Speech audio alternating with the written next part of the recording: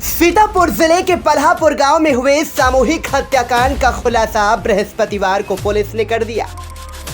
IG range Sitapur तरुण गाबा ने press conference कर पूरे मामले को परत दर परत मीडिया के सामने रखा। उन्होंने बताया कि आरोपी अजीत सिंह ने रात 2:30 बजे से सुबह 4 बजे के बीच वारदात को अंजाम दिया और फिर अनुराग की आत्महत्या की कहानी गढ़ी।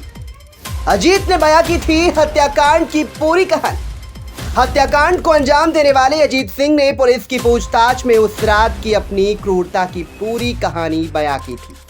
देखिए, दिनांक 10-11 की रात्रि में ये थाना रामपुर मथुरा क्षेत्र में एक बहुत ही जघन्य आपराधिक घटना घटित हुई थी, जिसमें एक ही परिवार के 6 लोगों की हत्या कर दी गई थी। घटना के तत्काल बाद जो मृतक अनुराग के सगे भाई ने अपने आप को एक चश्मदीद गवाह की तरह प्रस्तुत किया और बताया कि उसके सामने ये घटना कारित हुई है और जिसमें परिवार के अन्य लोगों को मारकर अनुराग ने खुद आत्महत्या कर ली है। इसके बाद सायंकाल में ही पोस्टमार्टम के बाद जो तथ्य सामने आए उससे ये बात स्पष्ट हो गई कि ये एक हत्या का मामला था जिसमें 6 के 6 लोगों की हत्या की गई थी। उसके बाद पुलिस ने इसको इन्वेस्टिगेट किया है, विभिन्न पहलुओं को अपनी जांच में सम्मिलित करते हुए साक्ष्य एकत्रित किए हैं और जो तथ्य साक्ष्यों के आधार पर सामने आए हैं उससे मृतक के भाई द्वारा ही ये घटना कारित करना स्पष्ट हुआ है। क्या वजह रही क्या वजह रही ये जो अभियुक्त है अजीत, इसके द्वारा कुछ पैसे और ज़मीन के विवाद के चलते हुए ऐसा महसूस किया जा रहा था कि इसके भाई और उसकी भाभी द्वारा उनसे ये प्रताड़ित महसूस कर रहा था और इसको लग रहा था कि वो इसके साथ बेईमानी कर रहे हैं। एक 24 लाख का केसीसी लोन भी था जो उन लोगों ने पहले इससे बात की थी, वादा किया था कि वो इसको मिलके चुकाएंगे, जो कि इनके पिताजी के जीवित रहते हुए समय का लोन था, परंतु इनके द्वारा उससे इनकार कर दिया गया। घटना की रात्रि में भी ये एक इमीडिएट रीज़न रहा जिससे शुभ होकर इसने इस घटना को अंजाम दिया। कैसे सर सिलसिलेवार अगर बात करें, एक आदमी 6 लोगों की जान लेता है तो कैसे वो करता है, घटनाक्रम क्या रहा? देखिए, घटनाक्रम जैसे मैंने बताया कि जब हत्या के केस की विवेचना शुरू हो गई, जब ये स्पष्ट हो गया कि 6 के 6 लोगों की हत्या की गई है, उसके बाद जो ये अपने आप को चश्मदीद गवाह बता रहा था उससे भी गहनता से पूछताछ की गई। CDR एनालिसिस किए गए, टावर डंप एनालिसिस किए गए, जो अन्य रिश्तेदार थे, पड़ोसी थे, गांव के लोग थे, उनसे भी बातचीत की गई, छानबीन की गई। जो प्रदर्श घटनास्थल पर बरामद हुए, जो कुछ दस्तावेज़ भी बाद में विवेचना में प्राप्त किए गए, उनसे ये स्पष्ट हुआ कि अभियुक्त अजीत द्वारा स्वयं ही इस घटना को कारित किया गया है। जहाँ तक घटनाक्रम का बात है तो इसने सिलसिलेवार फर्स्ट फ्लोर से शुरू करके पहले अपनी भाभी को इस घटना का अंजाम बनाया, उसके बाद नीचे ग्राउंड फ्लोर पे आके इसकी माँ जिनको जानकारी हो गई थी उन पे वार किया, अपने भाई पे वार किया और फिर एक एक करके बाकी बच्चों को भी इसने इस घटना का अंजाम बनाया।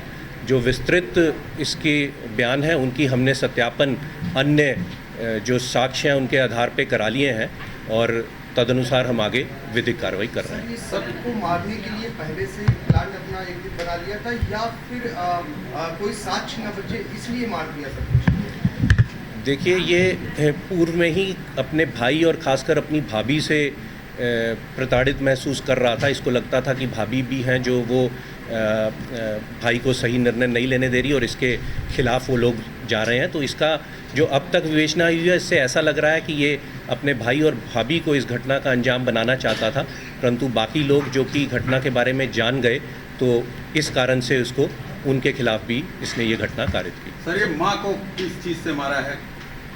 देखिए, ये विवेचना के बिंदु हैं, साक्ष्य हैं, उनको अलग से विधिक रूप से औचित्यपूर्ण नहीं होगा कि उसको एक एक चीज़ को यहाँ पे साक्ष्य को प्रस्तुत किया जाए, परंतु हमारे पास पर्याप्त साक्ष्य आ गया है जिसको हम न्यायालय में प्रस्तुत कर रहे हैं। इसकी पत्नी की क्या भूमिका रही इसमें?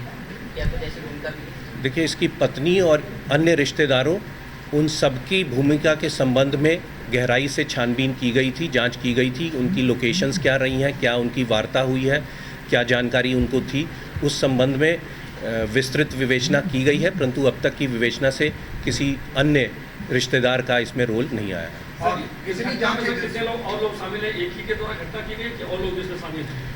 जैसा कि मैंने बताया कि जो अब तक विवेचना की गई, जो साक्ष्य एकत्रित किए गए हैं, जो तथ्य सामने आए हैं और जो प्रदर्श भी हमें घटनास्थल से मिले और जो इसके द्वारा गहनता से जब अभियुक्त अजीत से पूछताछ की गई, जो वक्तव्य इसने दिया, जो चीज़ें इसने बताई, उनका जब सत्यापन किया गया तो इसी के घटना में सम्मिलित होने का स्पष्ट प्रमाण हमारे सामने आया है। अन्य किसी के अभी शामिल होने का कोई प्रमाण नहीं है।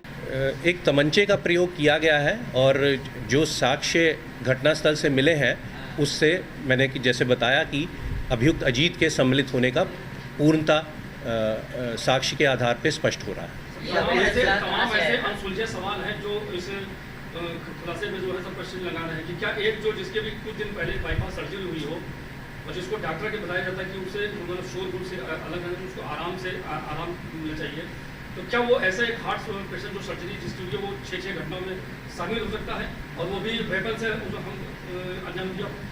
देखिए, वो बहुत समय से जैसे मैंने बताया प्रताड़ित महसूस कर रहा था और उस रात को भी एक इमीडिएट रीज़न उसके पास भी रहा, ये भी हमारे सामने आया है।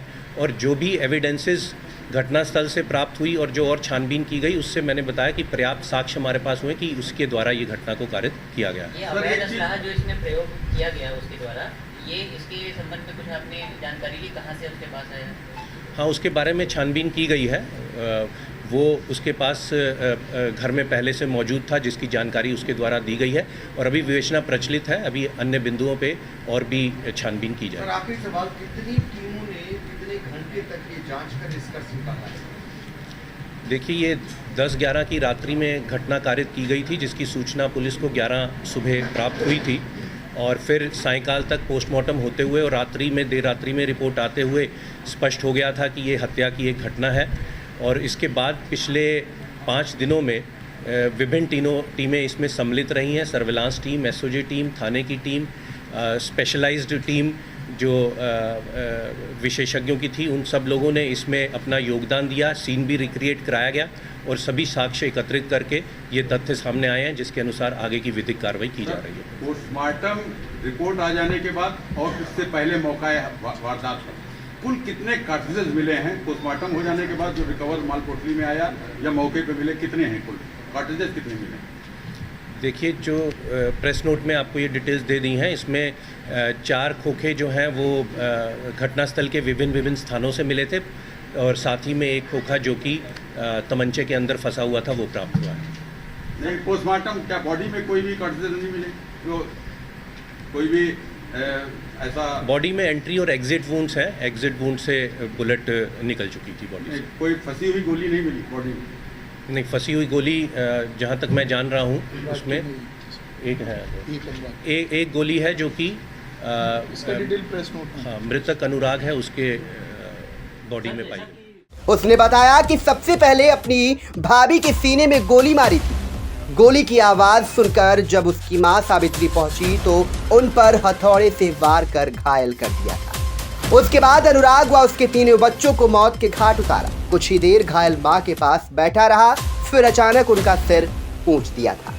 अजीत ने पुलिस को बताया कि मां को मारने का इरादा नहीं था, लेकिन वो अचानक से सामने आ गई, इसलिए उसने उन पर वार कर दिया। जब अन्य सभी की हत्या कर मां के पास पहुंचा तो उनकी सांसें चल रही थी।